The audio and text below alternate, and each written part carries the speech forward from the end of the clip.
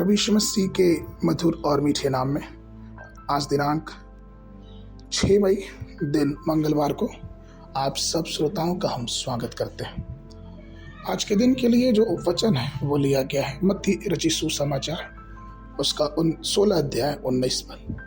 मैं तुझे स्वर्ग के राज की कुंजियां दूंगा, और जो कुछ तुम पृथ्वी बांधोगे वो स्वर्ग में बंधेगा, और जो कुछ तुम पृथ्वी पर खोलोगे वो स्वर्ग में खुलेगा।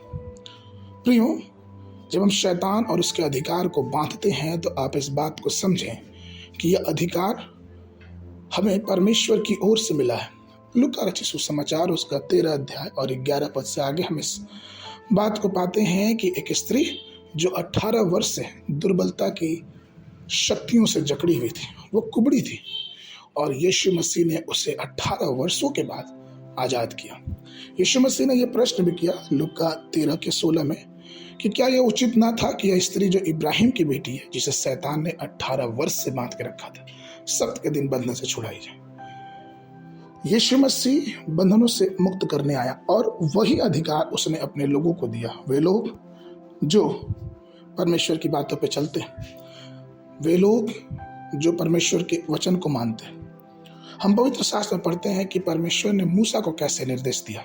गिनती उसकी 27 अध्याय 18 से 20 पद यह बताता है, यहोवा ने मूसा से कहा कि तू नून के पुत्र यहोशू को लेकर उस पर हाथ रख, वह तो ऐसा पुरुष है जिसमें मेरा सारा आत्मा बसा है, और उसको एलियाजर याजक के और सारी मंडली के सामने खड़ा करके उनके सामने उसे आज्ञा दे और अपनी महिमा में से कुछ उसे दे, जिससे इस्राएल की सारी मंडली उसकी माना करे।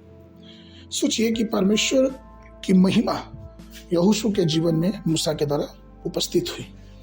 यशायाह 11 का 2 भी ये कहता है कि और यहोवा की आत्मा बुद्धि और समझ की आत्मा, युक्ति और पराक्रम की आत्मा और ज्ञान और यहोवा के भय की आत्मा उस पर ठहरी रहेगी। यहाँ तक कि पौलुस तीमुथियुस को यह बताते हुए उत्साहित करता है 1 तीमुथियुस 4 के 14 में कि उस वरदान से जो तुझ में है और भविष्यवाणी के द्वारा प्राचीनों के हाथ रखने के समय तुझे मिला था, निश्चय रह। 2 तीमुथियुस 1 के 6 में पौलुस फिर से उस बात को दोहराते हुए कहते हैं, इसी कारण मैं तुझे सुधि दिलाता हूं कि तू परमेश्वर के उस वरदान को जो मेरे हाथ रखने के द्वारा तुझे मिला है चमकाया कर। तो प्रियो, परमेश्वर ने हमें वरदान दिया, बधुओं को छुटकारा देने का वरदान। इसलिए हमें चाहिए कि उस आत्मिक वरदानों को अपने जीवनों में हम भरपूरी से इस्तेमाल करें, क्योंकि परमेश्वर चाहता है कि हम उन वरदानों का इस्तेमाल करें और बंधुओं में अंधकार से जकड़े हुए लोगों को परमेश्वर के नाम से हम छुड़ाएं, उन्हें आजाद करें, और परमेश्वर के नाम का सुसमाचार हमारे जीवनों से फैलता जाए।